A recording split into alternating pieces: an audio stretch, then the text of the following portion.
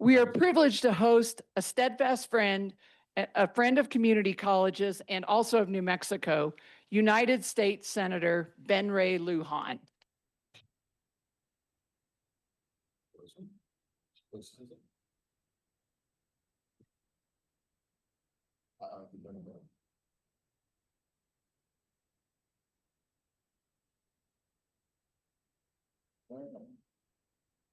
It says applause on here, and I didn't even have to tell anybody to do anything. That's pretty impressive.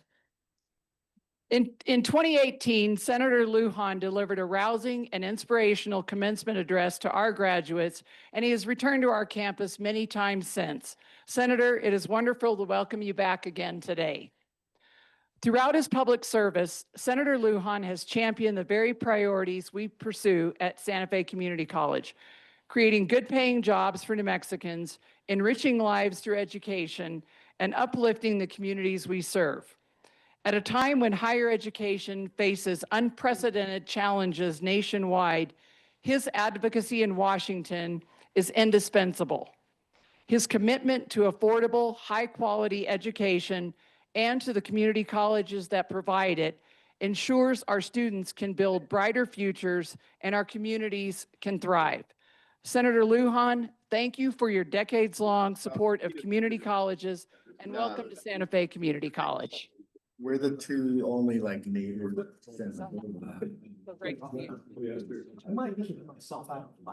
Can we recognize our president one more time, please?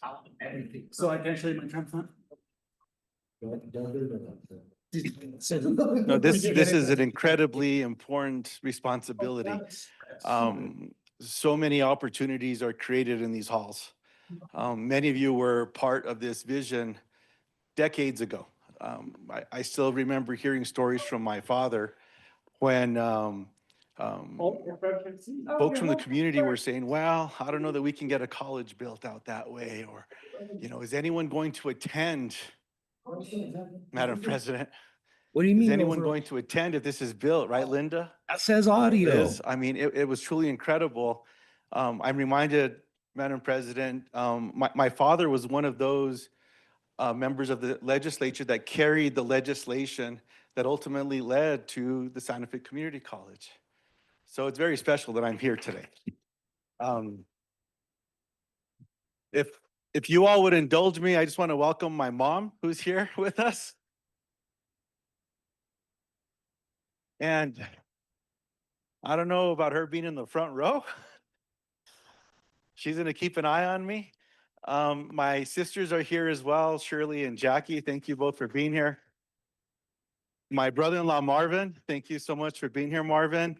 Don, thank you for being here as well, also in the front row. We'll see how that goes. I'm not blushing. Well, I might be, but it's covered up by the sun. I was irrigating this morning. And so some of you live on small parcels that maybe have one of those acequias, those ditches rolling through there. And I want to thank every one of you that does, because for the last few months, you've been out there with a shovel, cleaning it by hand, squaring those edges by hand. And every one of you that has an acequia on your property, you don't take the water longer than you're supposed to, correct? You make sure that you share that water. You know, this is not how I planned to start this tonight, but recently, the Trump administration decided to put a hold on significant amount of funding that the New Mexico delegation was able to secure to work with the acequias in New Mexico. The reason that was given is that it was named acequias.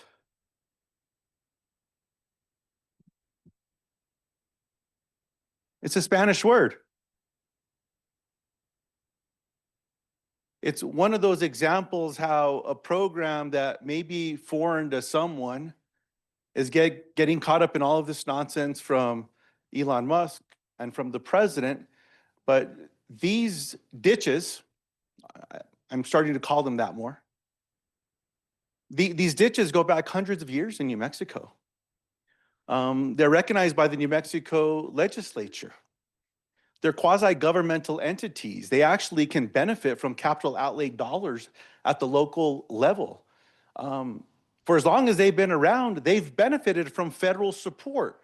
You know, whether it's a 3-foot wide, 3-foot deep earthen aqueduct. In the Midwest, they've got them where they're 20 feet wide and 20 feet deep and they're covered with concrete. Same kind of deal. They never called those ones acequias. It goes to show you some of the challenges that exist under what's happening right now. I also want to say thank you to all of the elected leaders who are here today. I don't want to start introducing you all, if you just give me a little bit of that. But if we could just ask you to stand so you could all be recognized as well. We have state representatives, state senators, city council leaders that are here as well. If you could please be recognized as well. County commissioners, so many leaders in our community who are here today. Thank you for your service. To the New Mexico delegation, it's an honor to serve with Martin Heinrich. Some of you might know him. Teresa Ledger Fernandez, who is our representative from the 3rd Congressional District. Melanie Stansberry from the 1st. And Gabe Vasquez from the 2nd as well. Oh, you clap for Gabe. Gabe's great. We're a tight-knit group. And the reason that this delegation works well with one another is because there's no ego. You put that aside, and also with our governors. This delegation has been nimble because we work with one another. We're the only delegation in America that actually has a shared staff person whose only responsibility is to try to connect grants with individuals, with nonprofits, with institutions of higher learning, to help people navigate when they're trying to identify federal programs that they may benefit from or be able to compete for this funding that is all over America. I'm surprised that we're the only delegation that has a leader like this. I saw some heads nodding in the room. Some of you have taken advantage of that particular service. The reason we started this was back in 2011, when Republicans took the majority in the House. They eliminated this thing called earmarks, congressionally directed spending. And so one of the tools that would have to be up for a vote before the House and the Senate, before it got to the president, was just taken away. No longer could a mutual domestic water system in a rural part of America be able to come forward and make a case to be able to secure additional infrastructure to be able to provide that water to that community. It was taken away. So we got together as a delegation, and we had a Republican at the time as well. And we said, we need someone to help navigate this. We need someone where we're all going to pitch in for the good of the people in New Mexico using their taxpayer dollars. And it's been making a world of difference.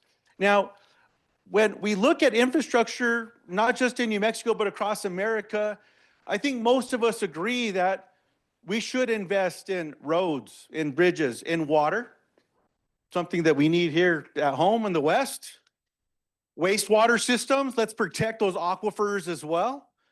Let's expand broadband. I mean, if there's something that we learned during COVID, it was the importance of being able to connect, and not just with, I'm not gonna ask you to raise your hands if you know what I'm talking about here, but some of us remember what dial-up was? Where you try to connect in the morning, try to download that AOL, and hope that by the time you got home that evening, that you'd be able to read what was there.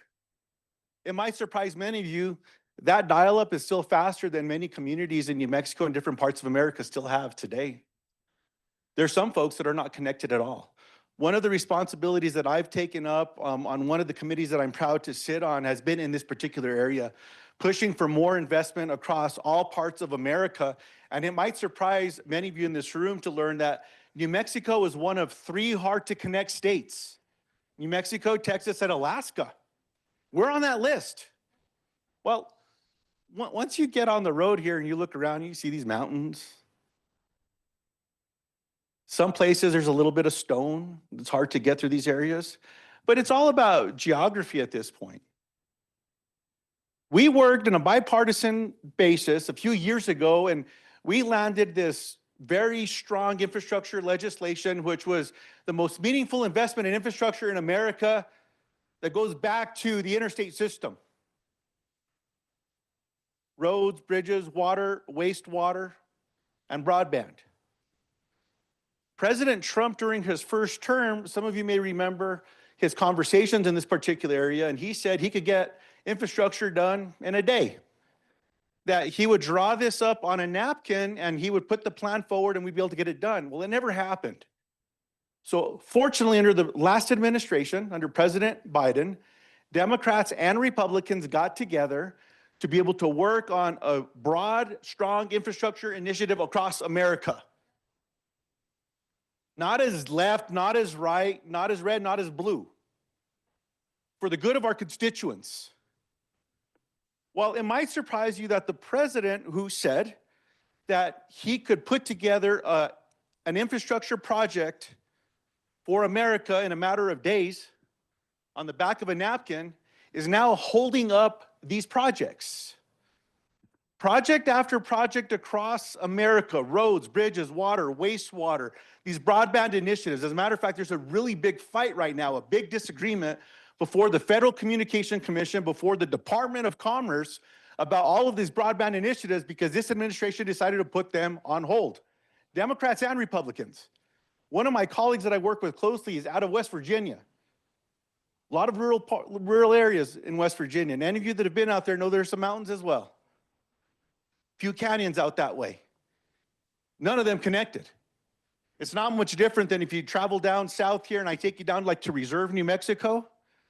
And where the fire chief and the police chief live, you have to actually go into some canyons and get to some elevation where there's no connectivity, no signals to EMS. If you need an ambulance, they're going to lose connectivity. If there's a fire out that way, there's no connectivity as well. Why is it a good idea to hold up all of these projects? Because they just don't have his name on it. That's really what has been happening right now with those initiatives. So let me fast forward to where things stand right now, and then I want to open this up with why we're here, so we can just have a conversation with what's on your mind, with what you're seeing, with what you care about. As we're on our 2-week work period right now, this is coming off of several votes off the Senate floor since President Trump has been sworn into office. Now, President Trump, when he ran for office, he said he was going to do a few things. He said he was going to lower food prices on day one with an executive order. He said that he was going to I'm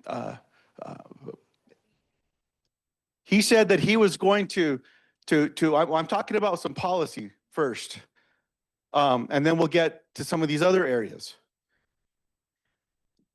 He said that he was going to lower food prices while also keeping his hands off of programs like Medicaid, which we'll talk about a bit tonight, I believe, Medicare, Social Security. And look, it's not about saying, why are you talking about those programs? Oh, you're all the same in how you're talking about this. No, he said he was going to keep his hands off this stuff. So the last 3 major votes that we've had on the floor of the United States Senate have been something called budget resolutions, right? So the way that this stuff gets set up is first you have a resolution, then you have reconciliation, and then you ultimately have that legislation before you. There's a few steps to get there. Well, what these budget resolutions are they are instructions to the committees, to the arms within the halls of the Senate and the House to say, you need to go find this amount of money and come up with cuts so that Senate Republicans and House Republicans and this president can pass an extension of the Trump tax policy from 2017. In 2017, some of you may remember this, we had several town halls in this space as well about that particular tax policy. Look, I support tax cuts. targeted tax cuts. Tax cuts to people that are working hard every day, making the median income, that just can't get by. I believe that we should be cutting taxes for folks that are working hard just trying to get by. That's where I believe this should be. Now, I congratulate my friends, folks that I don't know that have made millions of dollars. Some have made more than that. Some have made billions of dollars. I wish them well. I hope they get more and more successful. I'm just saying I don't think they need a tax cut. In 2017, there was this promise, and I pull you into a conversation if you're not in. We'll invite you in. In 2017, there was a promise to the American people that the structure of the 2017 tax policy under this president would help people making less than $400,000. That's where the target would be. And then everyone else would get something. Well, the opposite happened. A little something went to people making $400,000 and less, and a lot more went to people making more and more and more. As a matter of fact, there was a provision in the 2017 tax policy that this president and my Senate colleagues are trying to push forward now that arguably provided a lower tax rate for American businesses if they would take manufacturing out of America.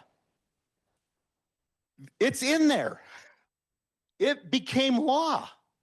This notion that my colleagues are now saying they want to onshore all of this work, that President Trump's tariff initiative is to onshore more manufacturing in America. Well, how about you start by eliminating the provision that provided a lower tax rate for U.S. companies to leave U.S. soil? That's something that I think Democrats and Republicans should all agree on.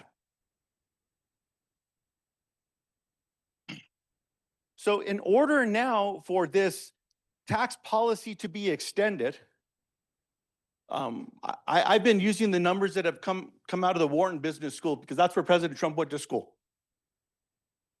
So I thought, let's start there.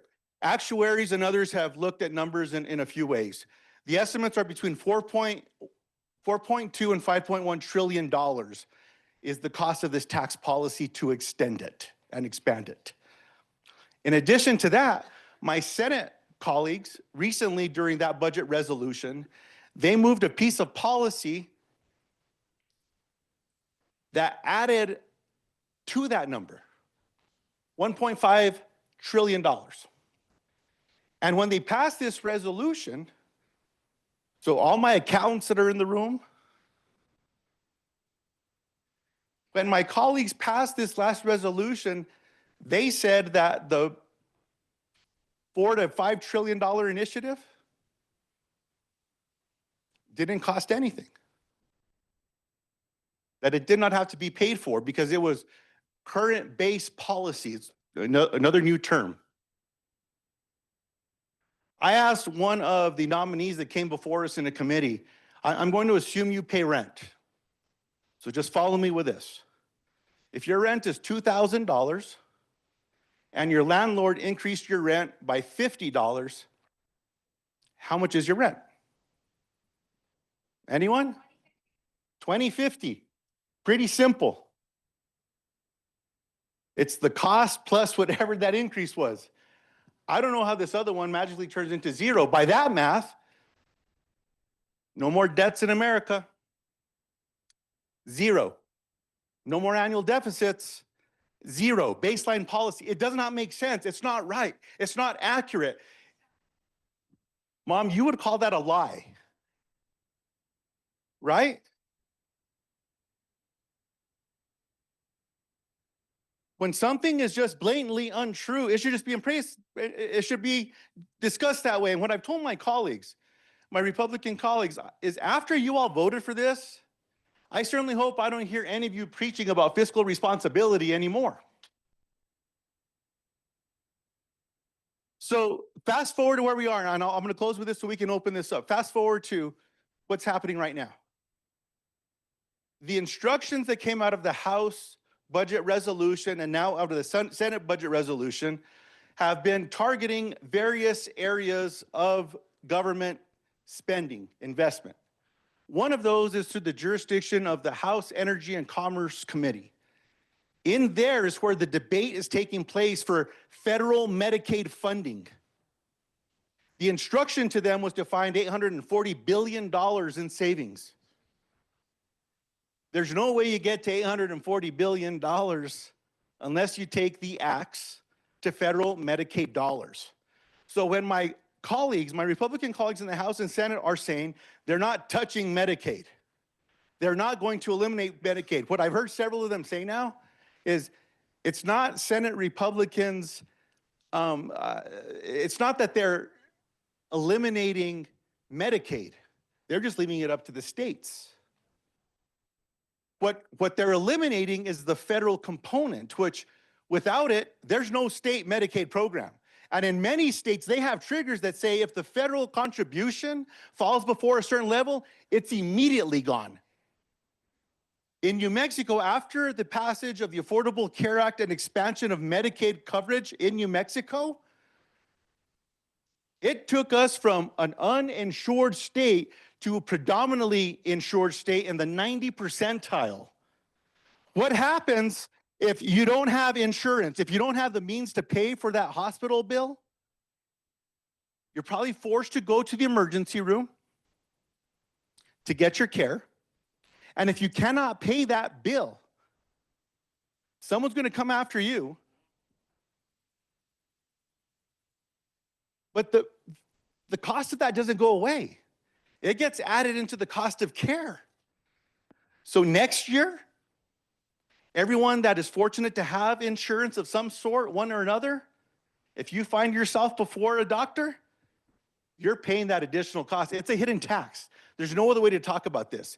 We need to make sure that there's coverage in America. If you get sick, you should be able to go see a doctor. We learned this during COVID. It worked.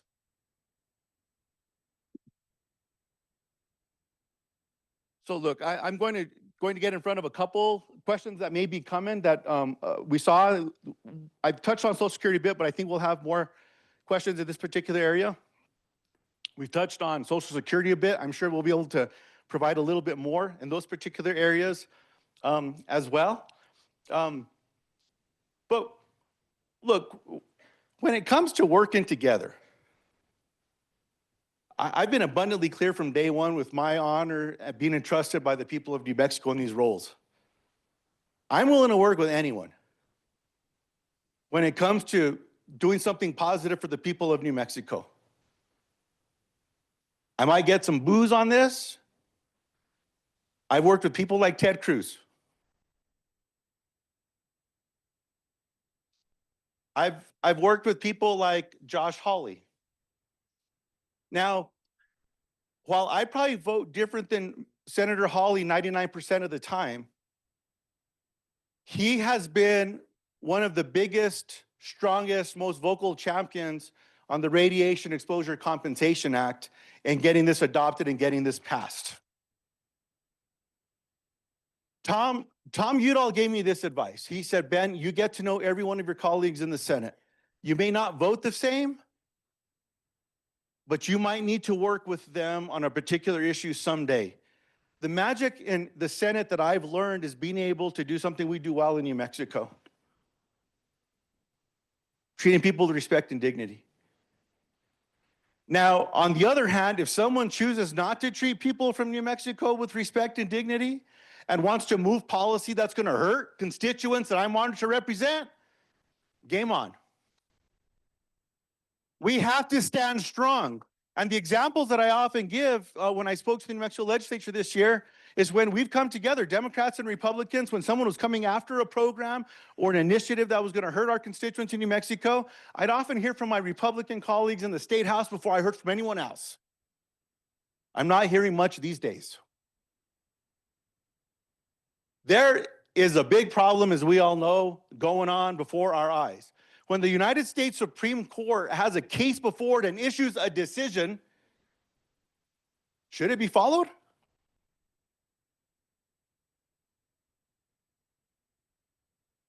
America was established with checks and balances. This young idea, this democracy that we have, this young republic of ours, to come together to say that no one person would be king, would be dictator. We would have checks and balances, legislative branch, judicial branch, executive branch.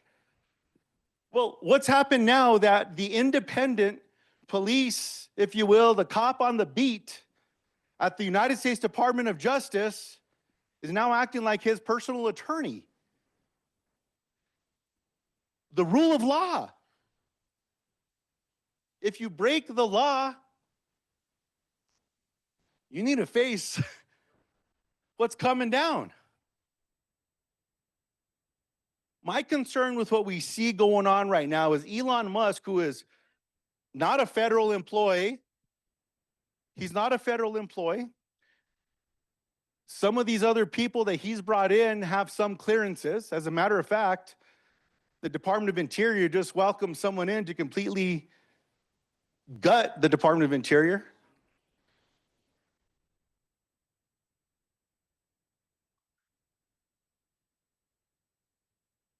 When it comes to public lands in New Mexico, Senator Heinrich and I sat down to talk about initiatives that were before him, and we ultimately both did vote to confirm him. When it comes to public lands in New Mexico, in the past, we've been able to work with Democratic and Republican administrations. Even under, hold on, even under his first term, you'll remember Tom Udall and Martin Heinrich took Secretary Zinke on a horseback ride here in New Mexico, and were able to protect some public lands that were slated not to be protected. Now, you are absolutely correct. Now, when this secretary brought this Doge person in and let them run loose, unlike any other agency in the United States government, you're absolutely right. He shouldn't be there any longer. You're absolutely correct. Absolutely correct. So everyone, why don't we open this up to questions? Let's have this conversation on it. I think that you had done something where I think you gave out tickets or something. So can you explain what's going on? Absolutely. And look, everyone, I'm a passionate person. I invite passion. All that I ask is that we respect each other in this room. Let's please just have a civil conversation and respect each other in this room as well. And passion's okay. Passion's okay. Anna? Yes, sir. So as many of you, we went over this, but we'll go over it through one more time. So we have Desiree Shorter, who's in the far corner, who has the raffle tickets. She's going to read out the first 3 ticket numbers. If you can please raise your hand. We have Buddy Abeta from our team that will have a mic on the right side of the room. We have Constance Williams, who will have a mic on the left side of the room. So Desiree, if you can please read out the first 3 numbers.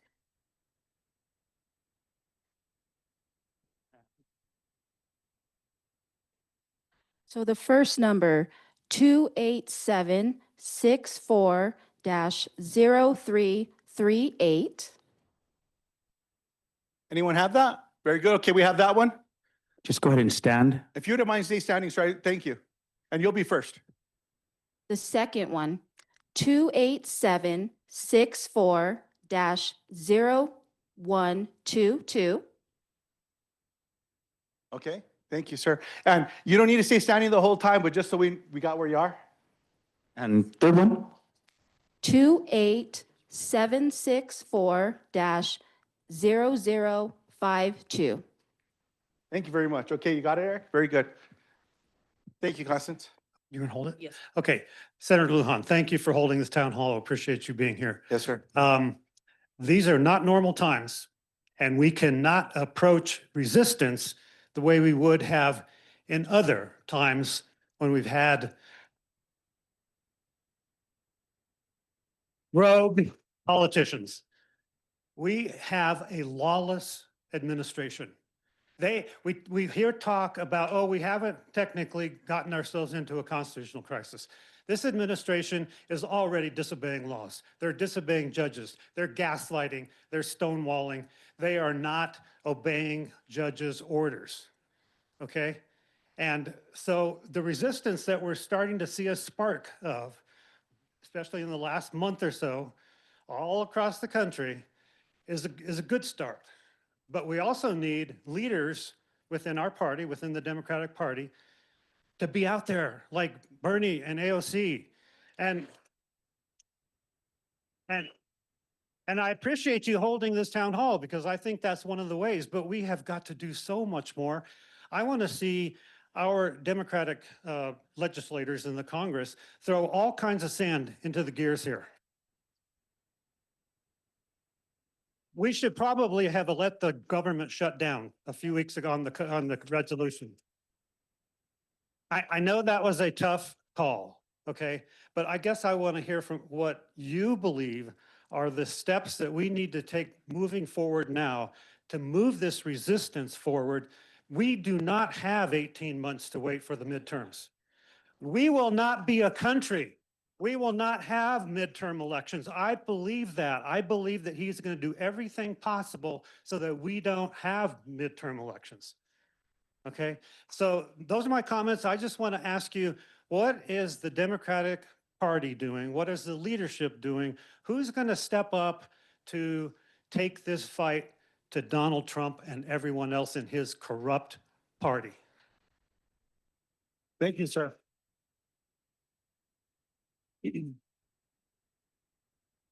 Others have similar questions? Just throw your hands up. Yeah, I appreciate that, everyone. So first, being active matters. Showing up and using our voices matters. One of my favorite bumper stickers I saw recently was about voting rights and about voting. And the bumper sticker that I saw I think it was on Sunday when I was leaving the grocery store, said something along the lines of, if your vote doesn't matter, why are they trying so hard to take it away? I don't disagree that this administration is doing things that have never been done before. I don't disagree that this administration is ignoring court orders. Now 2 federal court orders in addition to the Supreme Court over the last 3 weeks. Chris Van Hollen just came back from El Salvador as well. I think a few of my House colleagues were recently there. Corey, what's that? Well, so a few of my House colleagues just went, even though my Republican colleagues are not allowing trips any longer as well. Corey, Senator Booker has been looking to do something as well. As a matter of fact, I think there was a trip maybe this weekend, Carlos, that I was not able to go on. We had scheduled this, and this was important for me to be able to be here in New Mexico. But I'm definitely open to traveling with friends like Corey, with Chris, with others as well in that regard. When it comes to the legislative tools that exist, I completely agree that with the kind of nonsense that we see coming from our colleagues right now under this lie that Medicaid is not going to be touched, Social Security being called the Ponzi scheme from Elon Musk, and now they're in there, all the Doge folks scrambling for personal information, things of that nature. Even when we ask the other witnesses or those that are in those positions if that's okay, they say no, but they say whatever President Trump wants is what they're going to carry out as well. So we see them breaking the law. What this president did with his executive order surrounding the Department of Education is against the law. He does not have that power. Arguably, the tariffs that this president is engaged in, there's a whole question right now about the legality of the tools that he's using to justify those tariffs as well. When it comes to these efforts on the floor, some of you may have seen Corey recently where he spoke on the floor as well, which was truth in all that was going on throughout the federal government, including colleagues that were joining him to ask certain questions about areas where we may have responsibilities in committees and things of that nature as well. So the work that Corey is doing, I think, is critically important. And this gets to leadership. Look, I don't know that I'll point to one person, but when I see Corey, when I see Chris, you know, what Bernie's doing in so many parts of the country right now, members are coming forward to speak up and to stand up and to hold more town halls more public events, because we all need to be doing this more. Now, I appreciate you suggesting that I should hold something like Bernie. Mine would be very small. But I know that. Look, we all need to be doing everything that we possibly can right now, whether it's in committees, legislatively. So here's the legislative tool. It's forcing my Republican colleagues to hold these votes where they don't want to take a vote on something. As a matter of fact, we almost, on the Senate floor at 1 a.m, a week ago, when was that voted on? A week ago or so? A Medicaid vote almost stopped them, stopped my Republican colleagues. There was a vote on Medicaid that simply said, you said you're not going to touch it, don't touch it. Here's your chance to vote it up or down. The votes were coming in. More Republican colleagues voted with the Democrats to protect this, and we thought the fourth one was going to stand strong. Vote stayed open a little long. I don't know who he was on the phone with, but came back in, voted with the Republicans. That happened with 2 nominations, Pete Hegseth being one of them, where the votes existed to reject that nomination. A lot of calls transpired over a 24-hour period where the last woman that came forward to testify said, I will testify as long as you listen to what I say and that you remain open-minded to what I'm going to share with you. That was the agreement between the Democrat and the Republican. There was no question that this was damning testimony. Came in, voted to confirm. Whether it's those late night votes that we've been taking and forcing our Republicans to vote and slow down as much as we can, you can't stop the Republicans because of the sheer spread that they have right now. We can get 3 Republicans. J.D. Vance breaks the tie. We need 4 on any one of these votes. And over the last 3 weeks, which seems like an eternity, it feels like we've been there a year already. It's been a couple months. We've had 3 Republicans have the courage to push back against this administration, but we've not seen a 4th. I believe that when members go home and they work, and for my colleagues that don't want to have town halls,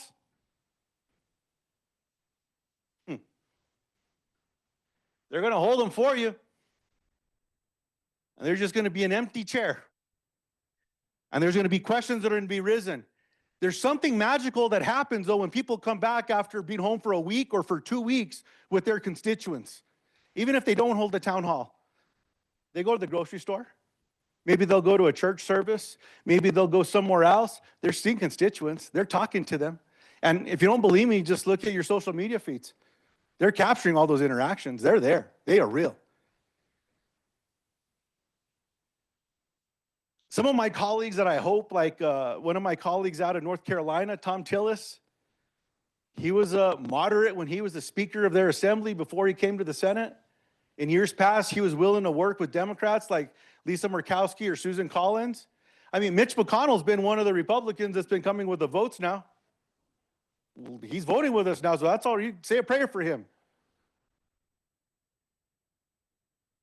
We need to keep turning up the volume in all of these committees on the floor as much as we possibly can with the social media tools, with there's several press that are here. Thank you all for being here, by the way, with talking to the press and calling out, like I told my mom, I'm done saying, oh, well, that's not completely true, or, oh, you may have misstated that. Would you care to try again? No, a lie's a lie. And the way that I was raised is the cover-up is worse than the lie. And that's what we're seeing right now. I believe there is a crisis.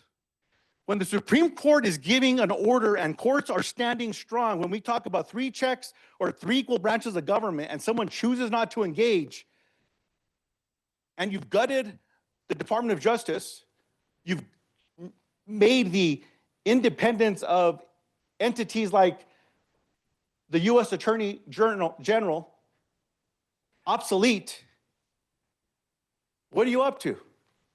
He's already cleared out the press corps in the White House, unless you write nice things about him. And when this president sees someone writing something that's not so nice, he calls the FCC chair and gets the FCC chair not to be independent and to start calling names and suing people. There's a crisis right before us. So I completely agree with that, sir. Being active, using our voices, sharing stories, calling my colleagues out. Roger Marshall, someone that I consider a friend, senator out of Kansas. We had a hearing in the Agriculture Committee. He wants to get whole milk into schools. So we had a hearing on getting whole milk into schools. I use my time to ask questions about how are you going to get whole milk into schools when you're eliminating the Supplemental Nutrition Assistance Program? Your instructions on the budget resolution said to cut $250 billion of this program. If they do that, not only do they devastate Meals on Wheels, which we have someone that already is a leader in New Mexico that works for this federal department.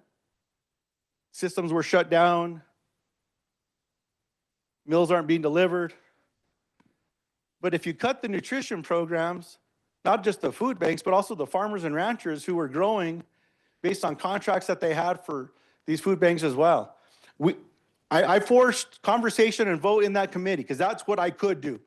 But you are completely correct in looking at every legislative tool that exists, and we need to exercise them. That's a commitment that I can make to you that I've been doing and I will continue to do, and I'm learning every day. In addition to that, it's also having more conversations.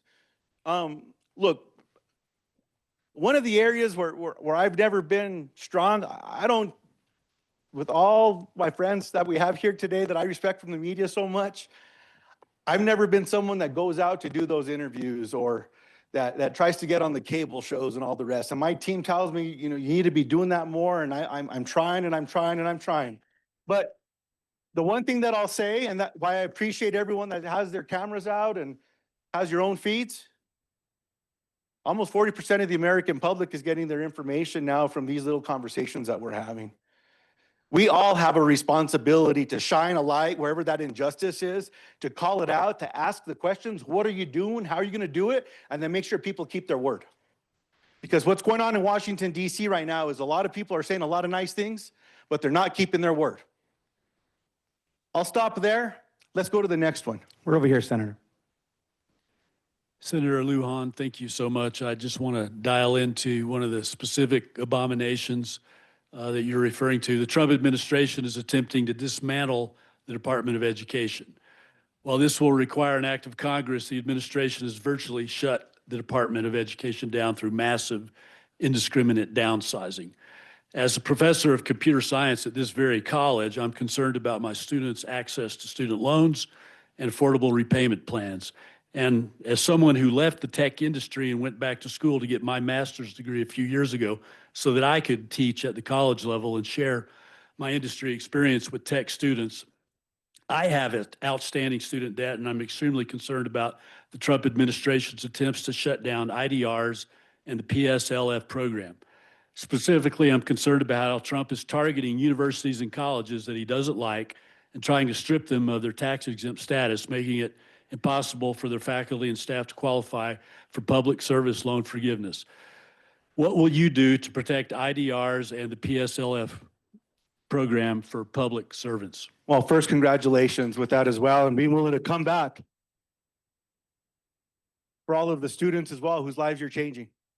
I have been joining and I have been vocal about what's been happening from the very nomination of the WWE founder to run the U.S. Department of Education. And then these executive orders which are coming forward right now that I will contend are illegal. President Trump is violating the law with the executive order overreach that he has engaged in the Department of Education and other places as well. What happens though is when this thing goes to the U.S. Supreme Court, and then this president says, well, sorry, I'm not going to do a thing. Another crisis like we're seeing currently going on with the Department of Homeland Security and the U.S. Department of Justice based on a Supreme Court ruling as well. Every step of the way that we possibly can to bring attention to what's happening in not just our states and our districts, But in my colleagues' districts who happen to be Republican, happen to represent states that are a little more conservative, program after program in those states, and my team's been doing a really good job here and others within the Senate on the Democratic side, you need to just call them out by name. My House colleagues recently were calling out colleagues by name when it came to Medicaid. When we get a Medicaid question, I'll go into that as well.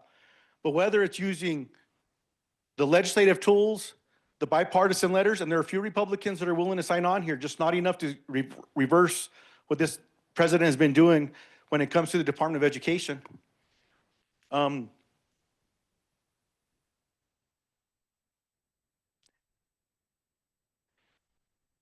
When these personal stories are being shared about someone that's been personally negatively impacted, and I can engage my colleagues in those spaces in that debate, that's one of the most powerful tools that we have right now. In calling them out, making them have to take the vote or having to use their voice to say, nope, they're going to turn their back on all the folks back in their home states as well. It's going to take a little bit of the midterm, though, to be able to write some of this. Look, I know we can't wait, but I'll tell you what, when it comes to completely reversing this, we need votes in one of the chambers to put a stop. And you all remember when it came to the 2018 election and the midterms, what stopped this president? A Democratic House. A Democratic House, all of a sudden this president could not ram everything through anymore because there was a check that was inserted. So I don't disagree that we cannot wait, but that's an important tool that we cannot lose sight over as well. And everywhere that we possibly can, and getting one more of my Republican colleagues on board, then we can stop them in their tracks in the Senate. But we can't do that by losing someone like a John Ossoff or someone like that. We need someone like him to make sure he's going to be in this position, or the hole gets deeper. And I'll tell you what, stop subscribing to WWE and WWF. Elon Musk is leaving the federal government soon to go and run Tesla again. That's what he's starting to say.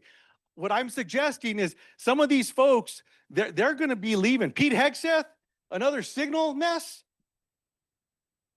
I'm just telling you, we're going to start seeing some folks leave and move, and we need to keep the pressure on so that way we can do that as well while we're holding this guy accountable.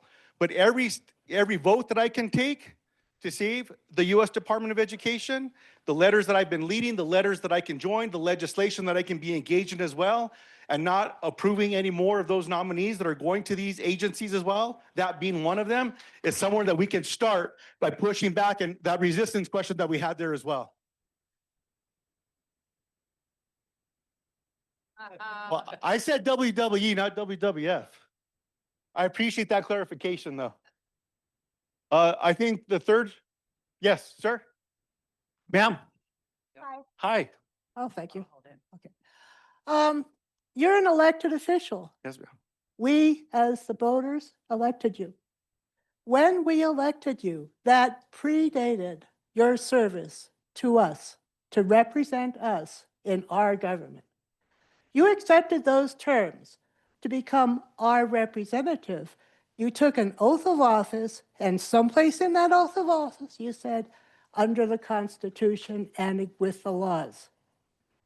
I declare that Trump, acting as part of a contract between the voters who, en masse, elected him, participated as an individual to act as our president. As the voters, we gave him that power. He has accepted that and the terms with his oath of office.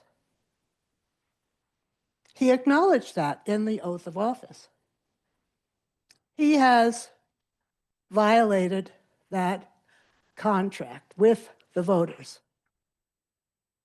He has violated the contract. The contract is null and void. We need a special election to elect a new person, individual to act as our president with the support. No, we don't need to support him. This is a contract, a social contract. It is not in the realm of government. Government impeachment is within the government by the government rules. This predates that. This is us, the voting public, and a social contract. And I defy you to find one person who votes who doesn't think that their vote gave him power. And that power is by a social contract that he voided. Now it's time to call a special election. The voters can elect new president and other elected officials. I declare the contract void. I ask the former presidents to leave us to take a new special election and restore our government as it was before January 6th. All of Trump's actions were illegal because of his violation of that contract. We can take it back. We can reset our democracy to what it was. And in resetting it, we can elect new people, and they can decide whether any of Trump's actions were okay or not. Also on that, there's a bunch of people who are calling for an impeachment or some such action. And they're around and they're doing petitions. I would like to see you and all of our senators and representatives engage with them and follow the people as they demand to do away with this soft coup. It's a treasonous coup. He's not doing it with military. He's doing it within the law, a snake in the law basket. His contract has been voided by him. Let's take action. Okay. So the 25th Amendment is one way to remove the president. Impeachment is the other. There cannot be a special election called. That can't happen. Right now, the votes don't exist in the House of Representatives to even consider something like along the lines of an impeachment hearing and a vote on the Senate floor. The Republicans would not do that. When I was in the House and the articles of impeachment were brought forward under this president in his first term, I supported that. I was then elected to the Senate, and another impeachment case came before the United States Senate, and I voted to convict. I think I'm the only person in the country that's voted the same way, because people just aren't in that position. But there's not a way to call that special. I hear what you're saying, but that's just not allowed right now in the United States, nor do I see that happening as well. The rules to remove a president are pretty clear, and those votes don't exist in the House.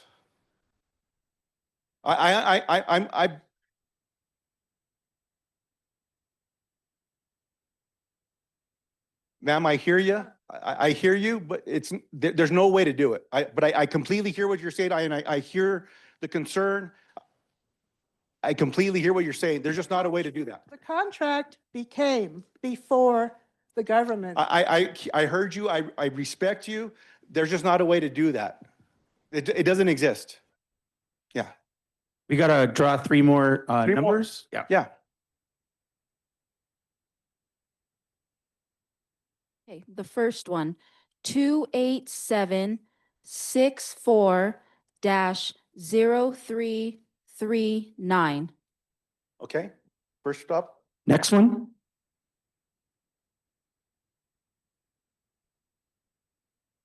Two 28764-01 6-0.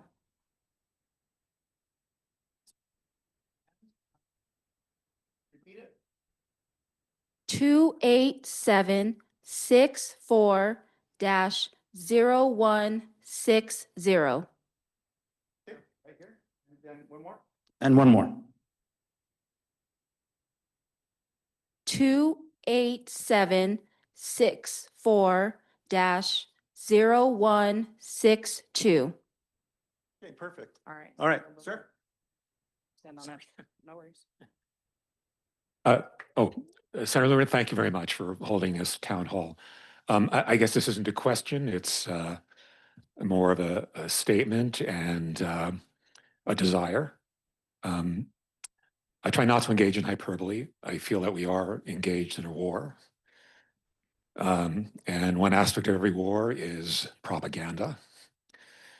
The Republicans and the right-wing media machine that has gathered around them and that they exploit for the last 40 years has been shameless and relentless and unfortunately very effective in getting people to sign on to a whole system of belief and misinformation and lies. I'd love to see the Democratic Party engage in a more unified,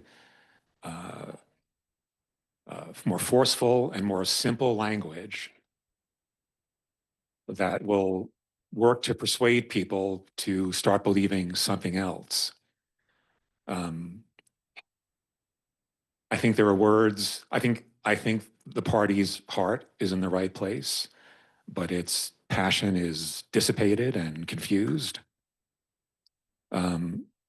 I'd like to see simpler, more direct words being used as a substitute for what is being said, which is all correct and true, but gets lost in the noise, and it tends to be reactive. I use this phrase with a great deal of trepidation because it has a bad history of hearts and minds. It didn't work in Vietnam, but I think it could work here. Just as an example, we are hearing quite rightly a lot about due process, but that's a technical legal term, and most people don't know what it means. If people were saying that you are innocent until proven guilty, I think some people get their heads around. If instead of tariffs, we talked about taxes, that every tariff is a tax on every American citizen. And you can go on and on and on. But I think keeping things simple and forceful with the intent of changing people's minds as opposed to explaining to them will prove more effective in the short term and the long term.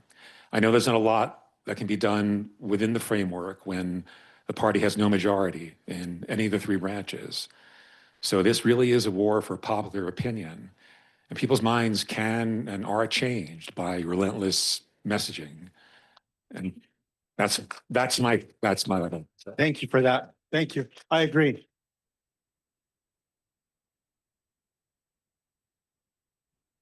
Hello, thank you for being here. My name is Susan Ewell, and I'm the new Ward 4D Chair in Santa Fe County. I'm really concerned, and I agree with the previous speaker about, I think it's important to think about new words, new ways of saying things, communicating with people. I think we may want to go back to consciousness raising groups and allow voters to understand the importance of voting, and if they vote one way, how it affects them. If they vote another way, how it might affect their grandmother, like Medicare, whatever. But my real concern too is what's going on with the health, what's going on with scientific research, and that are affecting my friends who work in the virus research, and how can that stop? What can we do about that? What are the plans ahead to get the Secretary of Health and Human Services to stop that gouging of our future medical health in a way? Thank you. Appreciate that. Thank you very much. Look, I completely agree with the assessment about everything needs to be much simpler, concise, and I often point to those personal stories as I was sharing. I think storytelling, when we're talking about policy, makes a big difference. My colleague that I serve with that I think has summed this up the best is someone by the name of Hakeem Jeffries. And Hakeem often says Republicans speak in headlines, Democrats speak in fine print. We should not lose the fine print, but we need to learn how to speak in headlines. And I think that sums it up completely. So I appreciate that. I'll share this with Hakeem. There are a few of us that have been working to push that out a lot more. I can do better myself. So I will take that challenge, and by the applause to your statement, that's something that is widely agreed upon. So thank you for that. The concern looking at research, namely in health, should be very concerning. Programs, while we were on the Senate floor voting on this budget resolution, President Trump announced that he was cutting funding to Alzheimer's research. While we were there debating it, one of my colleagues pulled an amendment to say, can we at least agree to stop that? My colleagues from this side of the aisle voted it down. They said, no, we're not going to get in the way of this. Centers for Disease Control, completely gutted. USAID, several constituents, when I came home right after that executive order around USAID, were asking me, why should I care about this foreign money, this money that's leaving America and going to other places? Why does that impact me? Well, there's this health outbreak in the Congo. It has a 90% mortality rate. 90%. Shouldn't we work to stop that? Because what happens if that gets to America? That's why, that's just one reason, and why explaining a complex program, foreign aid and all the rest, but why does it matter to us here at home? Cancer research on the chopping block. And what's also happening that hasn't been getting a lot of headlines is this administration is also moving to eliminate diversity in clinical trials. What does that mean? That means that you need Hispanic people, Native American people, Black people, Asian people, females, women, in clinical trials whenever they're trying to diagnose or solve something or looking at the research. You need diversity in that research as well to make sure that it's going to touch more people. More people will benefit. In New Mexico, decades ago, there was an effort by the University of New Mexico. They were able to secure a grant for research when it came to leukemia drugs for kids. Hispanic kids and Native American kids here in New Mexico were not seeing the same benefit as kids in other parts of America. There was no diversity in the clinical trial that led to this life-saving drug and this treatment. Once UNM got their hands on it, they expanded who was included. All of a sudden, all the kids here in New Mexico were getting the same kind of benefit. Again, standing in every way that we possibly can when it looks at the individuals that'll be going to Health and Human Services, when those that are going to SAMHSA or other agencies within there, all of the legislation, we need to keep pushing. There's several of us that are part of legal engagement. There are few Republicans that are on the right side of this. Lisa Murkowski has been a good partner. Susan Collins has been a good partner. Dr. Cassidy from Louisiana was a good partner. And there's a lot of things going in strange ways. And look, there may be some constituents here that support Secretary Kennedy. Look, but listen to me. Just hear me out here. When Bobby says he wants to do good things, I hope he can get the good things done. Look, he said he wants food to be healthier and all the rest. He said these things. Well, no, I'm going to get there. He said a lot of good things. What he's doing is the opposite, is where I'm getting to here. What we're seeing with the measles outbreak here in New Mexico and in Texas. I've been leading letter after letter, engagement after engagement, and now we've seen measles outbreaks in 12 states now? And growing in New Mexico. They refuse to engage and refuse to respond. Now I'm getting Republicans to listen and take note because I've told them this is going to your state as well. And so it's a matter of being able to reach out and have those conversations to pull them on the legislative side as well. Outside of that, in the communication tool, we need to call out a lie everywhere it's a lie.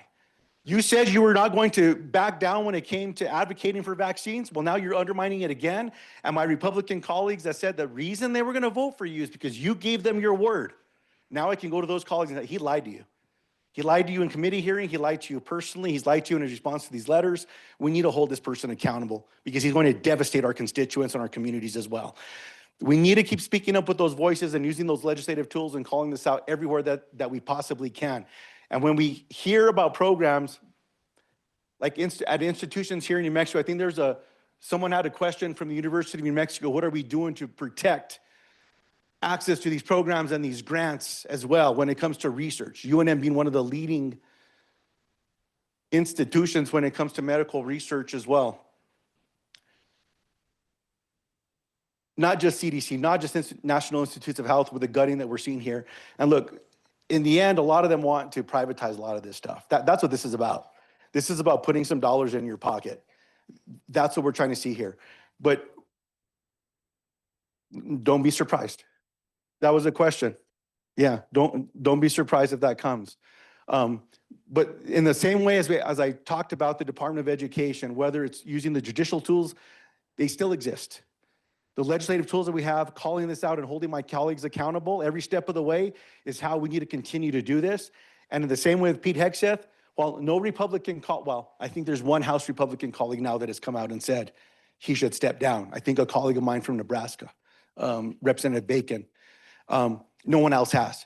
But if I talk to them individually with no cameras in the room, they're fuming. They're livid. I'm certainly hopeful that we get a few more of them to come because all we need is one more, as I've said. One more, and then we can put the brakes on what this administration is doing. It's going to take constituents to get this done, though. You'd be surprised how many constituents have come to talk to me that have told me that they voted for this president, but this is not what they signed up for. My last conversation at one of the senior centers that we went to, 3 constituents came up that said they supported this president, but this is not what they signed up for. They acknowledged that he said that he would do some bad things. And then they shared with me that they thought that he was just saying it to get elected, but that he really would not do it. Now he's doing it. And the people that are also party to this are my House Republican colleagues and my Senate Republican colleagues. They're all party to this nonsense.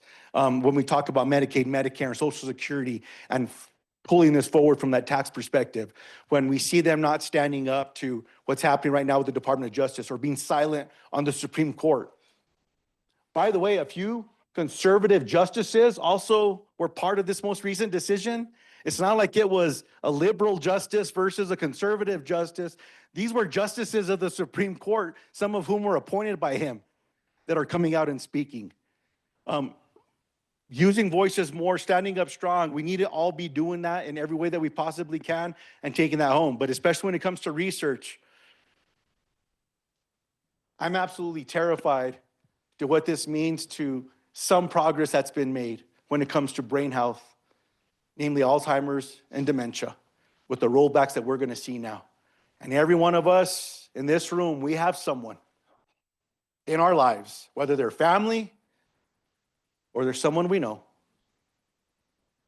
that has been negatively impacted and affected by just that one piece alone. It's not right. It's not right. Senator, we have time for 2 more. And We we're have gonna more time than that. we're gonna pull 2 more here. You're the boss, but we have time for 2. Do 3 again. Are you okay? We do a little more? Yeah. All righty. Yes.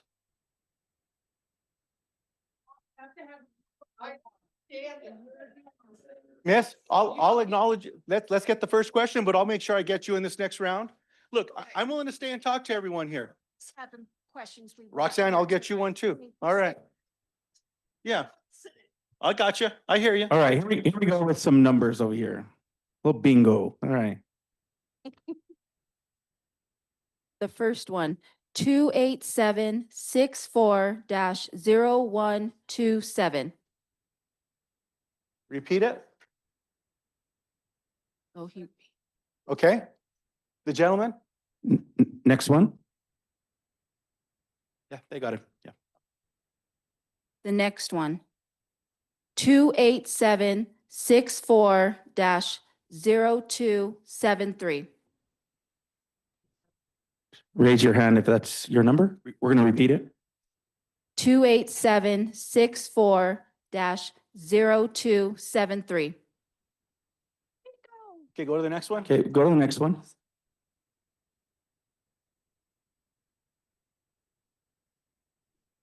Two 28764-0186.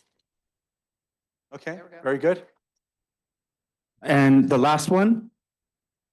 Oh, you rock. All right, that's cool. So much. That was very kind of you. Thank you. One more. 28764-0226. Okay, we have three. Okay, let's go to the first one. All right, sir. Good evening, Senators. Good to see you. My name is Rolf Schmidt-Peterson, and retired in New Mexico for about 30 years. I really have, well, I agree with a lot of, most of everything I've heard here today, and very frustrated in this aspect of not feeling like there's really anything that we can do in the short term. But there's really two pieces to that that are more, a little bit lower level than what we've heard in here. And one, I was a water resource manager here in New Mexico for almost 30 years before I retired. And working on the Amit project, the Navajo Gallup, multiple other ones. I know from my colleagues in the Bureau of Reclamation, and I'm sure all kinds of other federal agencies, like 1,400 of their 5,500 people are gone. And in my experience, those are the people who know how to get things done. So you have a president who's basically saying government doesn't get anything done. And by hell, I'm going to make sure that happens so nothing gets done. And I think that's what we're running into within New Mexico. And I wonder if there's anything that we can do in the short term, because I know that's happening with the Bureau of Reclamation, Land Management, USGS, BIA, I'm not sure who else. So that's one. Number two really goes to the propaganda piece and this fake narrative that NPR, PBS are somehow lying to us in the fake news. What baloney. This aspect of trying to take that away and any kind of public funding to support it is craziness to me. And I really wonder on both those things, is there anything else we can do? So thank you. So let me start with the second one first. Look, as it pertains to NPR and PBS, does this room agree that we should protect that funding?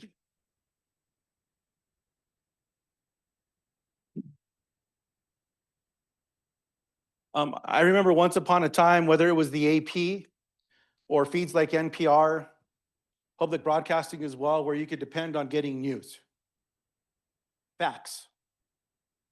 One thing that once existed in the halls of debate in Washington, D.C., in the House of the Senate, is that you could stipulate to a set of facts, and then we could have a disagreement. But those were the facts. That's no longer the case.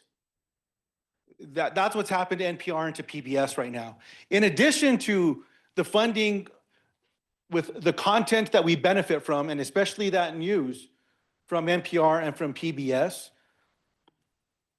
the investments that are made by PBS with some of their repeaters that are put in to make sure that we're able to connect and see that content, those repeaters are also communication devices of last resort to be able to carry a signal if there's a natural disaster. As a matter of fact, those repeaters, in addition to AM radio in Las Vegas, in and around Mora, when those horrific fires that were started by the federal government started, it was those repeaters and AM radio that was giving the announcements to people to evacuate what was going on and whatnot. I've been working now to educate my colleagues to give them the benefit of the doubt on the Commerce Committee, where we have jurisdiction over NPR and PBS, public broadcasting funding, so that we're telling them, look, you really want to eliminate this funding? You're going to give into this nonsense as well? It used to be once upon a time that a campaign to protect Big Bird is all it took to prevent this funding from happening. But now we have an FCC chair that is no longer operating independently, but has weaponized the Federal Communication Commission, not just suing some entities, but also going after this funding as well. I have been leading amicus briefs in this particular area and also working with weighing in on rulemaking to the FCC. This is another area that I'll continue with the jurisdiction that I have in that committee. So any ideas that you or others have, I'm open to it to see how we can stop this nonsense as well. Now, it's not surprising to me that under Donald Trump, they're letting people go at the rate that they are. The reason being is, I'll take you back a while. There's a guy named Paul Ryan. He was former Speaker of the House. Paul Ryan came up with what was the initial 50-page document, how to break things. The way that you eliminate funding to Social Security is you make it not work. You make it less popular. The way that you go after the Medicaid Trust Fund is you make it less popular. You make it not work. The Postal Service, you break it. Before you can privatize it, you've got to break it and make people not happy with it. Public land protection, well, you just eliminate the people that are there so that way there's no rules. Bureau of Reclamation, independent body, calling balls and strikes on water infrastructure. Well, now it's got in the way of some folks somewhere, clearly because he's getting rid of those folks. How is it that during an outbreak in America with a bird flu, that the president, through the United States Department of Agriculture, fires the epidemiologists, the scientists, the people that are supposed to oversee bird flu? They got canned as well. Like I said, there's federal employees in this room who were not told they were fired. They found out that they may have been impacted because they could not log back in. The way that we've been working in this space is I've been part of initiatives to bring people back. We've been pushing the administration to bring back all the veterans, including the 1,000 veterans that he fired that worked for the VA. 30% of this workforce are veterans in America. 3 in 10 people that he's firing, they're veterans. We're pushing to bring our veterans back. That's been one of the first pieces of legislation that we've had in this space, and we have some Republicans on board, but not enough just yet. Shalimar Capito recently went after Secretary Kennedy because he fired all the people that are responsible for administering a program for coal miners with black lung. She's having some success in going after him, and we're joining with her. The administration and Secretary Kennedy just fired the people that are responsible for researching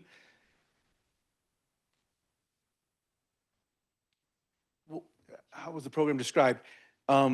Incidents that led to the death of a firefighter working in federal service. Fired all of them recently. We're working to bring these individuals back as well right now.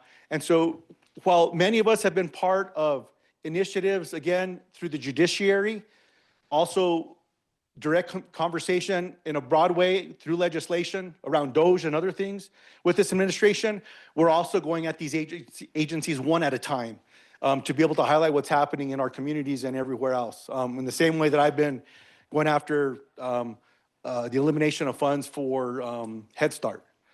It's one after another. I mean, you're absolutely correct here. But that's where we're showing some successes. When we can find a Republican colleague that is willing to join us, those numbers matter. So that way we can go back at this administration. In the case of the epidemiologists, we were able to embarrass the administration. They fired them back. And we're working in a few areas where there's some success in that way. But there's no one that has been nominated by this president as a secretary that is willing to push back against this president. That's abundantly clear now. Which is a huge concern of itself. So Roxanne, I'm going to come back to you in a little bit, but we have number 2 right here. Yeah, I'm going to stand. Thank you. You'll hold it? Okay, thank you very much. I apologize for my outburst. But I'm just, you wanted passion. I've got some passion, and I really appreciate your gesture. I wrote down just a couple notes here. Thank you for being here. We are in the midst of a fascist coup. It's nothing less than that. We can't expect reason for what they're doing. There is no explanation. There's no going back and looking at what they used to do or what they used to be like or how we used to work together or what we used to stand for or what we pushed for. That's moot. It means nothing anymore. We are in a war for our democracy and nothing less. J.D. Vance, you look him up. He has a podcaster that he follows, and I listened to this guy's podcast. They believe in some kind of cycle of society. And after a successful cycle, there has to be a destructive cycle. And after that, then the rich and powerful can take advantage of the smoking ruins to build themselves even greater. So we wonder, why would they tear down America only to take control of the smoking ruins? Because that's their plan, and they see a financial and power opportunity in destroying everything. They're not going for this or that. It's not this agency or that agency. It's everything. They want it all gone. And as individuals, marching is a great first step, but they don't give a shit whether we're out there. They don't care if my niece, who's on Meals on Wheels and Medicaid, ends up homeless. They don't care about research. They don't care about health. They're like Idi Amin or Pol Pot. We mean nothing to them except as slaves to build it back up after they've torn it all down. What we can do is things that actually impact the bottom line: boycotts, work stoppages, transportation stoppages, getting arrested by the thousands, anything that shows them that we can actually affect their bottom line, because that's what they care about. I understand completely that Congress has the limitations of the Constitution and the laws. I get that. But there are a few things that I've just found that I think you guys could do that in this crisis. One is to talk to anybody you know that's actually in the military and say, what are you going to be true to, the Constitution or your commander-in-chief? To have that conversation, because they're going to be confronted. If you think Trump's not going to use the Insurrection Act to put troops into cities to put down protests, you're deluded. It's coming. He's going to try to take over the National Guards of states that won't put them out on their own. State sovereignty is going to be a key issue. You need to be talking to the governor here and making a plan. You need to encourage whistleblowers in the government to stand up. And see if there's anything I missed. Will you commit to backing state sovereignty, whistleblower protections, and civilian control of the military if and when it comes to that? Look,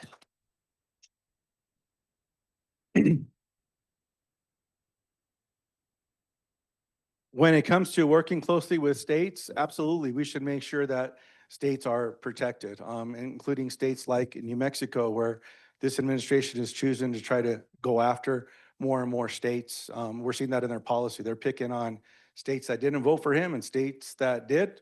Lisa Murkowski said it best over the weekend, and that she's terrified about saying anything to this person because of the ramification. Absolutely, you can count on my support there. On legislation surrounding what more we can be doing in one of those particular areas, I've been leading initiatives, introducing legislation in that specific area as well. Now, look, I completely understand your question associated on the civilian side. I don't want to get to that place. There's a book that was written by a couple authors, 2018, 2019, entitled How Democracies Die. And they look at different parts of the world. And when they talk about America, they leave it up to you. Where this has happened before, it's 52 days is the clock. We're more than halfway there. I completely hear and understand the concern. I agreed with the question about the crisis that we're in today.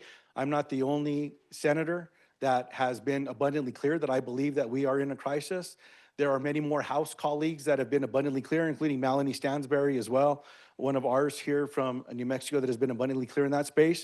And we're going to stand up every way that we can, organizing in our community, speaking up with the volume that we can find, amping it up when it comes to this concern and this crisis, because the way that this administration is operating within the Department of Justice, I keep pointing there, where they're supposed to be fully independent, ignoring judges, what he's done to the media, what he's done to the press room over at the White House, other folks across the world that did bad things discounted the media so that people wouldn't believe them and buy them before they started doing other bad things as well. So I'm very eyes wide open with where we stand today. And as a senator, I've said, look, I'll work with anyone when it comes to making a difference here at home. But if you're going to do something bad to the people of New Mexico and to my constituents, bring it, game on. We're going to stand strong. So Roxanne, I know we have another one and we're following rule, but did you want to whisper to me what you might have been asking? You can whisper to me. I will whisper.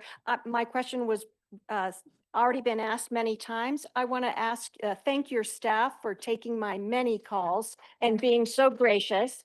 They're here. I want to suggest that you and your colleagues form a working commission that is very specific to how we all can do things. The feeling of helplessness is traumatic. Yeah, yeah. Let us work. We here, many of us will do civil disobedience. Yeah. We encourage you to do civil disobedience. Put something together. We are here. Thanks, Roxanne. So some of my colleagues in the House, Hakeem Jeffries is actually very far out on this. Hakeem Jeffries in the House has organized a handful of colleagues that are working in this particular space. I'll talk to Senators Murphy and Booker, who have been doing a lot of work in the communication space here. I'll give them a holler tonight, see if I find them, and I'll talk to them tomorrow. That's a good idea. Appreciate that. Senator, we're over here. Yeah. I want to let you know we're already at 7:30. Okay. And So, and well- I would just suggest this be the last question, but you're the boss. So I know that we have some of the community college staff here that have to put the room up and whatnot. I want to be respectful to them. But if we could do this and one more, is that all right? That gives You're everyone the more boss. time? Yes, sir. Okay. So Desiree, go ahead and reach into that bucket and read the number as we get this question. Okay, here we go. Yeah. Hey, whoops. Sure. Oh, that's okay. Hi, Senator. Thanks so much for being here. So I hope you'll give me a two-parter. They're two biggies, and you've already touched on them briefly. I have a very personal connection to both. Medicaid, number one. I'm very proud to work for a nonprofit that operates 50 community health centers in New Mexico. And without Medicaid, we absolutely can't keep our doors open. So I don't know what the plan B is for Medicaid. Number two, Social Security. Tomorrow's my birthday. Yay! Turning 67. I've been working since I was 12. I hope to retire someday. Is Social Security going to be there for me when I need it? That's it. So look, I don't believe the votes exist to eliminate Social Security when we press our colleagues. As a matter of fact, my Republican colleagues in these resolutions have been authoring language that says they're not going to touch it or do these things. What I do see, though, is the numbers that these committees were told to come up with, the money that they're supposed to cut, there's no way that they can do it without going after the trust fund, going after Medicaid federal funding, and we'll see what they do to Medicare as well. I do believe that the votes are there to prevent it to be thrown into the market like George W. Bush wanted to do it. That's been rejected by the American people. We will not see that privatization come back. Those votes don't exist. And number two, when it comes to restoring the trust fund and also I would say strengthening Medicare, some of you have heard what Senator Sanders has been chatting about recently. I get at Bernie a little bit because I say, it's not a new idea, sir. But it's an important one. It's one that Bernie's championed. Medicare was brought about when this country, our country, was facing some uncertainty. It was supposed to be done when Social Security became the law of the land. Under this notion that no one would have to face financial catastrophe ever again if we went through this Great Depression like we did. Sadly, it took a little bit longer to get Medicare across the finish line, but it was supposed to be this great promise in America. And by the way, the last time that I talked to a doctor, they told me that my eye care was health, my dental care was also health care, even my hearing care should also be health care. As we're looking at identifying savings wherever they may be, they should be reinvested back into Medicare and look into providing more expansion and opportunities for the health of all of us across the country. In the same vein, there are several of us that have authored different provisions. There are two that I'm a co-sponsor of that will strengthen Medicare. And one of them comes by just lifting the caps on people that are the very wealthy in America. Instead of them capping off at $150,000 a year, pay your fair share. America's been good to you. And so those are just two simple ways that we can do something, both on Medicare and I would argue with Social Security as well. I'm sorry, I answered both. Okay, we're good to go. All right, we got to pull another, the final, Senator, the final one. Last one, Mom? Okay. Last number 28764-0290. There we go. All right. Constance, you got that one? Yes, sir.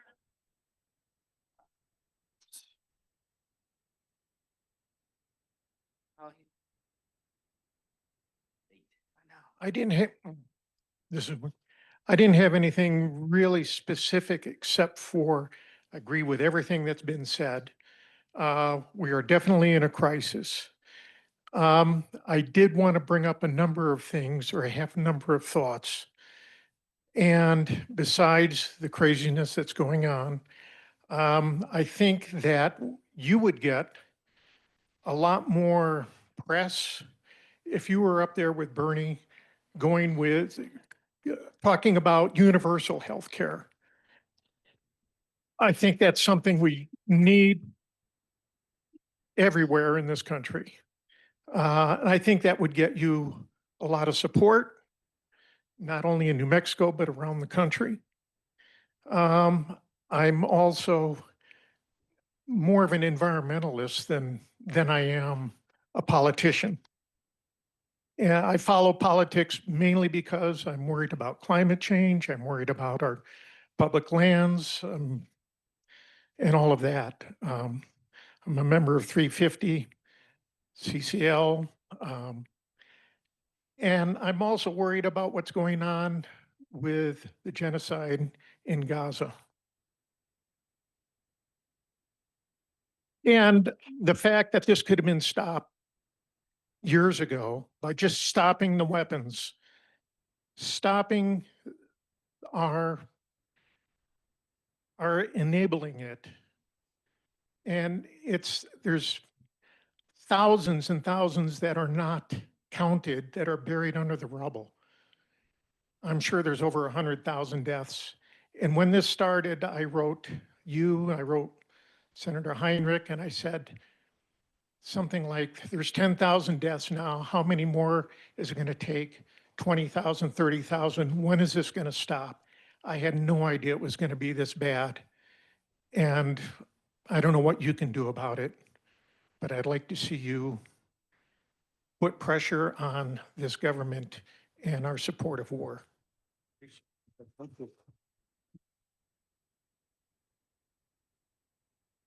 So on the issue of healthcare, as I stated earlier, sir, if there's one thing that we learned during COVID, it's that when you get sick, or if you think that you're sick, you should be able to get a test, you should be able to see a doctor. No questions asked. I believe that. The one area that I have had a disagreement with Bernie is he uses Medicare. I've authored legislation that uses Medicaid as a program across America. The reason that I believe that that is the right way to do this is because Medicaid exists at every level, at the state level across America, and it's already administered, and there's state support in addition to federal support as well. Now, he and I have a difference of opinion on the tools involved, but we certainly both agree that people in America that need to see a doctor should be able to. There's something that happened to me 3 years ago that you may be aware of. There's a scar on the back of my head where I had decompressive surgery. I survived a stroke. By the way, this is what a stroke survivor can look like.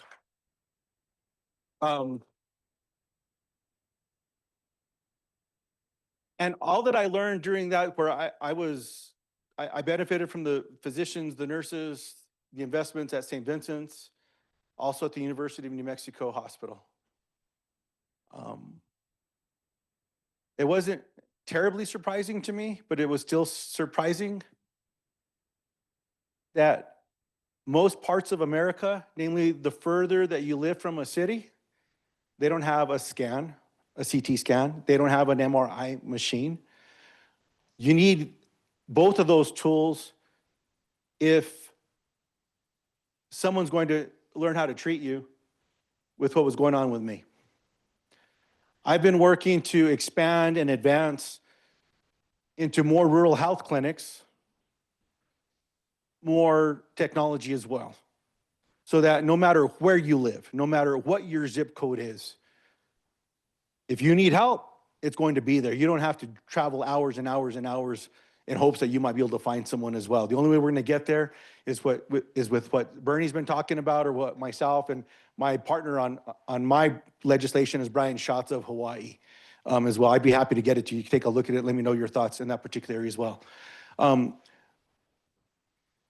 In Gaza and in Israel, look, the horrific attacks, there's not a one of us here that will defend those attacks. I include myself there as well. Prior to October, I traveled to Israel with Chris Van Hollen. And there were a few of us that went.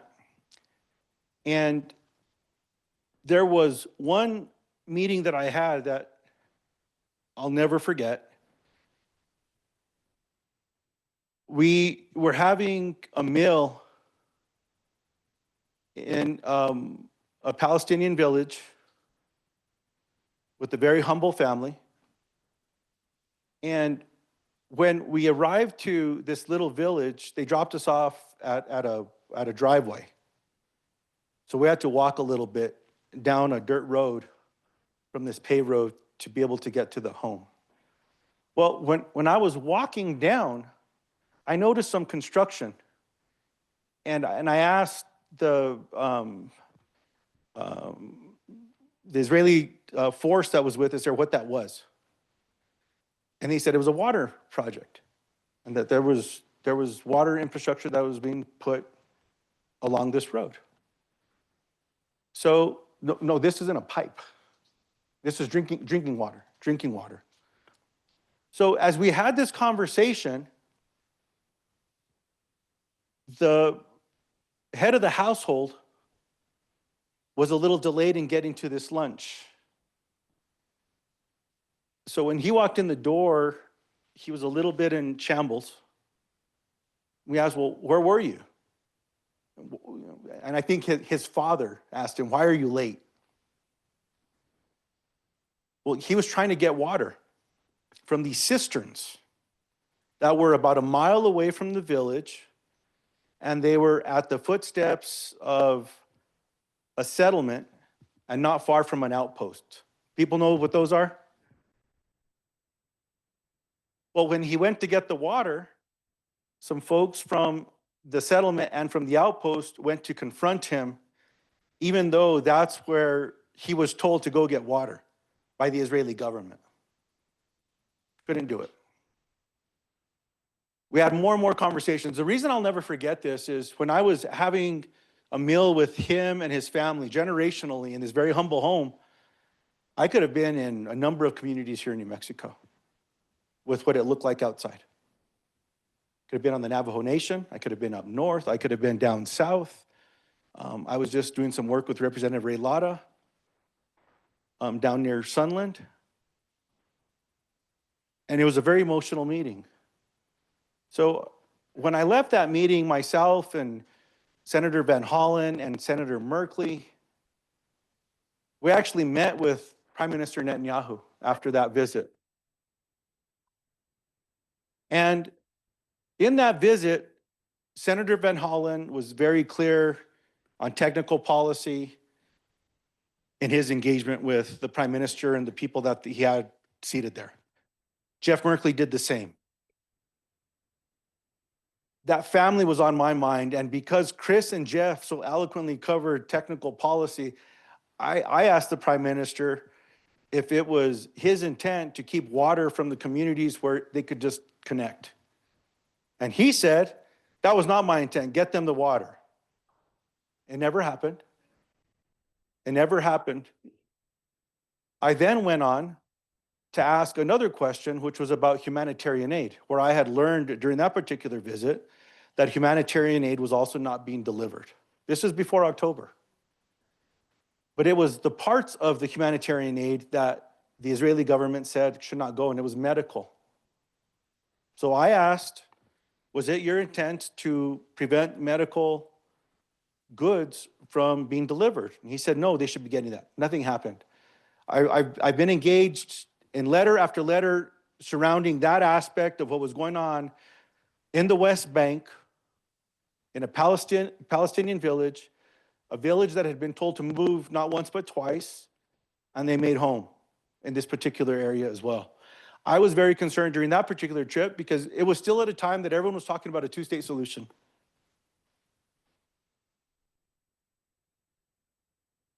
Well, water, health, a democracy, those should have been basic staples that were being delivered. And so look, I've been abundantly clear that Israel does have a right to defend herself. I've also been very clear of the number of people that have been killed that are Palestinian. And I also agree with Chris Van Hollen when Chris led resolution after resolution to say anyone that is getting any financial support from the United States has to follow US law. Anyone. The two resolutions that 5 resolutions now that Senator Sanders has authored, that I've voted for, we're following that line about following US law as well. And so I completely hear what you're saying. I don't believe the numbers to be accurate that are being reported today. I've been working with my colleagues to be able to find more ways for us to be able to work together. There are some constituents that are not happy that I've supported those resolutions that Senator Sanders put forward, but I'm here to answer questions that anyone may have in those particular areas as well. I'll continue working closely with Chris, who has been one of the leaders in this particular area, having the right conversations, moving the Biden administration at the time, and has not had luck with the Trump administration right now. But what we do have is a vote that is before us as well, and we need to be able to have that conversation. In the same way that I love the United States, I don't have to support Donald Trump with his recklessness. And I also see that same recklessness coming from Prime Minister Netanyahu as well. More and more Israelis are standing up and they're being abundantly vocal in these particular spaces as well. During one of my visits that I was there, well, the only visit with Chris Van Hollen, we were also there when there were folks that were gathering in the streets based on the judicial grab that came from the Prime Minister as well.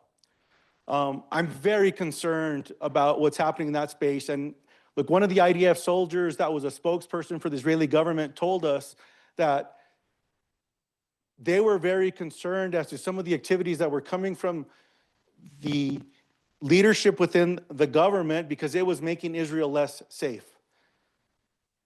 I want to learn from my constituents because I have constituents on all sides of this.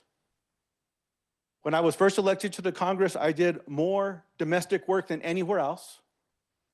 And learning about foreign affairs was something that I had to apply myself to live up to my responsibility as a member of the House and now as a member of the Senate.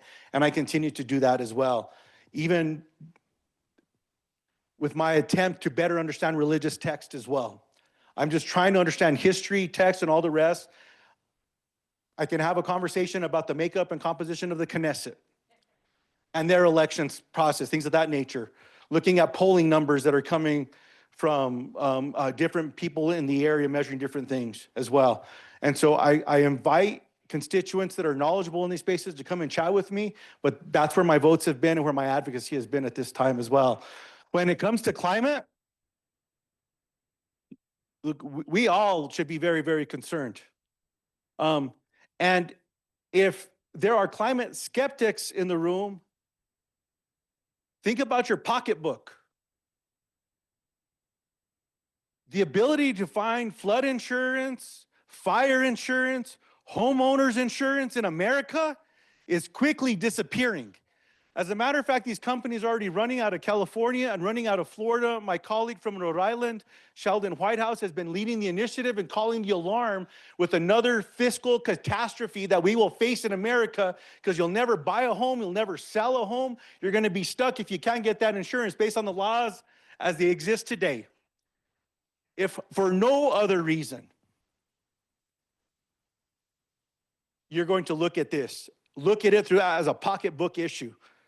There's right and there's wrong. I'll close with this. Look, I have a little sun on my face with what I was working on the field this morning. My grandparents, not my mom's mom and dad, but my dad's mom and dad, my dad's dad, Celedon, the way he raised us was, he said, you leave things better than you found them. You know, a lot of this goes back to that golden rule of treating people with respect and dignity. And by the way, thank you all for doing that today. You guys can clap for yourselves. Civility matters. You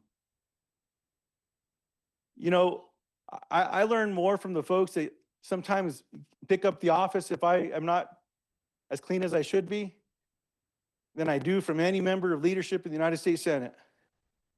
And you'd be surprised what they tell me how people treat them. They know everything. You want to know what's going on in the halls of Congress? Get to know the crews that keep it clean. There's something magical about that. But look, in times like this, as you said, with the crisis that we're faced with right now, look, we need to bring back civility. We need to bring all of that back, but it's going to take us standing up strong and using our voices as well. It's going to mean that we look at every tool that exists legislatively, fighting for a stronger judicial, and we didn't even talk about the composition of the court. There's a whole conversation needs to take place there, even establishing some ethic rules. How about we just start there? A little bit of sunshine, pulling back the curtains. Some of you know how to do that very well.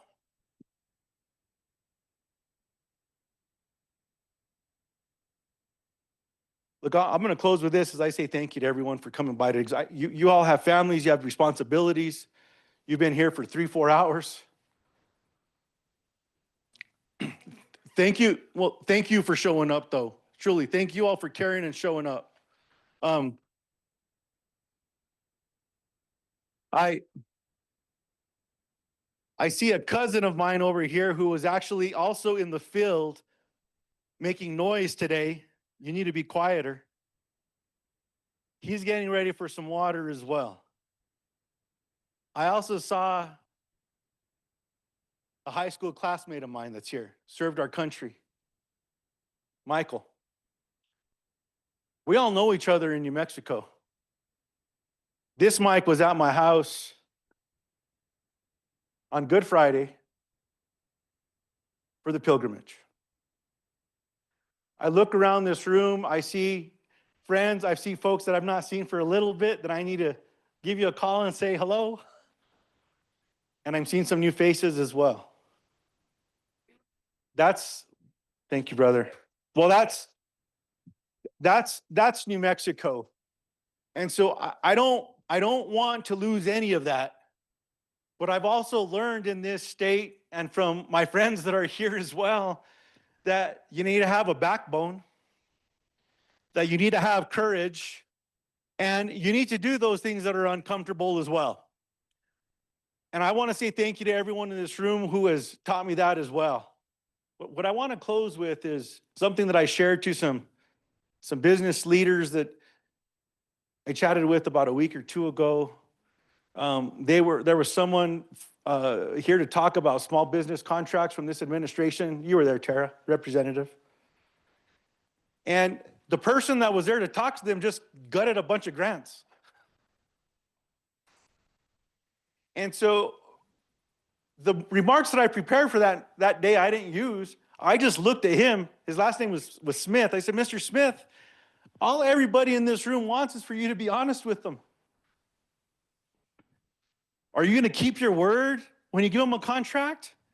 Or are you going to lie to them today and say that everything's good, but you're going to go back home and you're going to eliminate more of these contracts as well, and you're going to hurt these small businesses? Just be honest with them. I've said that to my Republican colleagues in the Senate. I said, look, you all won. I get that. You have the numbers in the U.S. Senate to do what you want to do. One of those things is going after Medicaid. Just own up to it. Stop lying to people, because people have to make decisions about their future and their health care, whether it's a home or it's your health or it's any other aspect of your life where the federal government plays a role in this. Social Security. I'm turning 67. Is it going to be there? These are all decisions that everyone has to be making. Stop lying and be honest. And I'll close with this. I mean it this time. Good to see you, by the way. There are a lot of things that prepare you to work in the halls of Washington, D.C. One of them is having a mom that makes sure you don't screw up.